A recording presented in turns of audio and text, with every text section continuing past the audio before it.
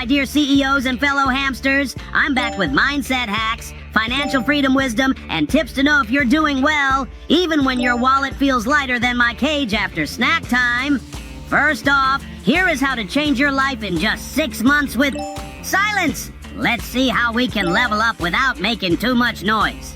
What would you do to transform someone's life in 6 months so they feel like they actually are seeing change? Yeah, I mean, I think that first off, that's like probably the best question, because that's the majority of the Mindset Mentor is like steps of all of this, just different podcasts where I'm like, okay, when I wrote the book that I just got out last year, I was like, what do I do? Like, if I look at 1,400 episodes of the Mindset Mentor podcast, like what is it that I do? And it's more than anything else, it's how to understand yourself so you can take action. I think the first thing that's probably the most important is like what feels right. I personally believe, just from, I'm not religious in any sort of way, but I believe that God, the universe, life speaks in silence. So the more silence I can have, the more clear I can be on what I'm supposed to do.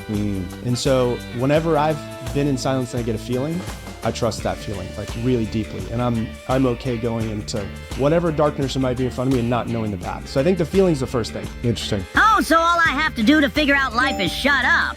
Well, not sure if this hamster can stay quiet for that long, unless there's a snack involved. And trust my feelings, man, I did that once and ended up stuck in the corner of my cage for an hour. But hey, that's on me.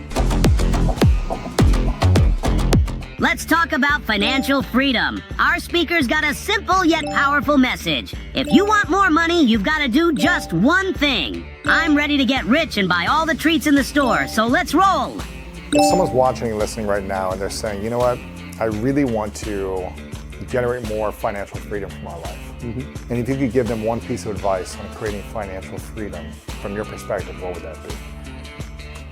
Create more value for other people.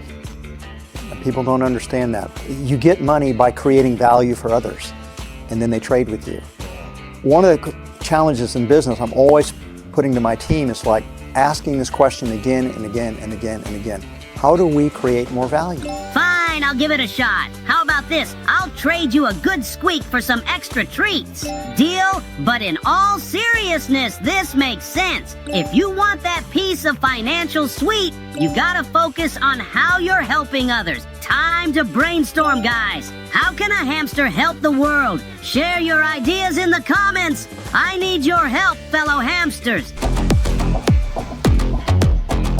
Now here's one for anyone stressing about their finances. There are 2 signs you're doing much better than you think. Even if you don't have a yacht parked in the driveway. Spoiler, it's not about what you own. Show me your money wisdom, Nisha. 2 signs that you're doing well financially, even if it doesn't feel like it, coming from a qualified accountant and a former investment banker. Number 1, you're focused on the wealth game. Society often measures success by the status game, the size of your house, the brand of your car, the label on your clothes. But 40% of people don't have enough money put away to support themselves for 1 month in the absence of work. So if they lose their job 1 month later, they're insolvent. If you're looking at someone else feeling behind financially because you don't own the same things that they do, remember, wealth is measured by the things you don't see rather than the things you do. Number 2, comparing against the wrong people. Studies show that someone whose close associates earn $50,000 a year is going to feel bad about their own finances if they themselves earn $40,000. But that same person will feel good about their finances if their friends made not $50,000 but $30,000 a year. The issue here is that this is a never-ending cycle. There will always be someone making more than you. So remember, finances is a personal journey, not a race against others. So success isn't about big, shiny toys?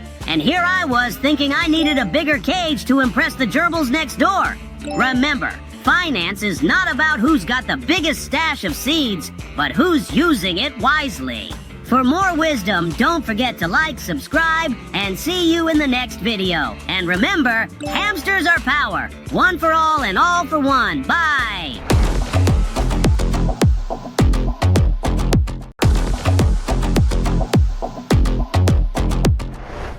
My dear CEOs, and welcome to a new episode of Hamster Feed. Recently, I've been pondering how to best manage my money, so I turned to the World Wide Web. And here's one of the videos that, in my opinion, deserves your attention. Check it out. Do these 6 things with your money as soon as you get paid, coming from a qualified accountant and a former investment banker. Number 1, calculate your financial baseline. This means everything that you spend on your essential living costs. rent, transportation, groceries, bills. Keep this number under 60% of your take-home pay. Second, have 1 month's worth of those living costs saved in an easy-to-access savings account. Boiler stops working, car breaks down, you have it covered. You can't put a price on peace of mind. Third, a focus on paying off high-interest debts, everything above 7%. After that, max out the match for your workplace pension. This is free money that you can't backtrack. You either use it this year or you lose it. Step 5, build out your emergency fund up to 6 months worth of your essential living costs. Step 6, start investing into tax-free accounts like an ISA. I'm Nisha, try it out and follow me for more. Pretty solid advices. Definitely the basics. For me, the key points are stocking up on seeds, getting some cheese, and paying for cage cleaning. Other than that, I'll follow your tips. Thanks, lady. Besides your main income from your salary, don't forget about banking services. Sometimes you look at your credit card and just want to buy something, anything.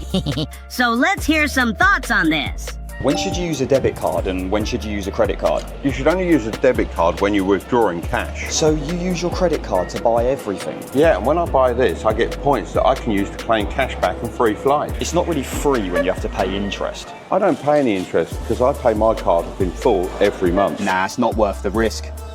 Not using a credit card is far riskier. Because if something like that happens, they can completely drain your bank account. I don't have to worry using that card because I can dispute the charges and never be out of pocket. Indeed, a very wise approach. But the key is moderation and paying everything on time to avoid hefty fees. Know the rules, plan ahead, and you'll never find yourself at a loss, friends. It's crucial to remember that credit cards aren't just a favor banks and other institutions do for us. It's a whole industry that makes money from people.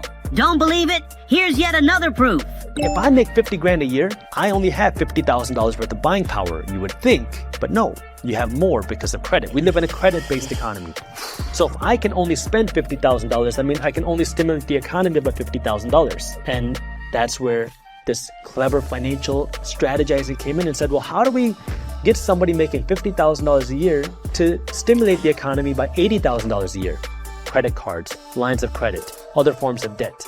That way now, what is debt? You're taking next year's income, spending it today, and then you pay it back next year plus interest. So now you're working just to make everybody else rich. You're working to make your bank rich. You're working to make Gucci rich. You're working to make everybody else rich except yourself. Wow, many of us knew this, but hearing it spelled out so bluntly really makes you think, right? That's why it's crucial to be cautious when getting into debt. I guess I'll cancel that leather sofa I ordered for my burrow. The old one is still pretty decent. Keep tuning in to keep up with all your financial know-how. See you in the next one, and remember, hamsters are power, one for all and all for one.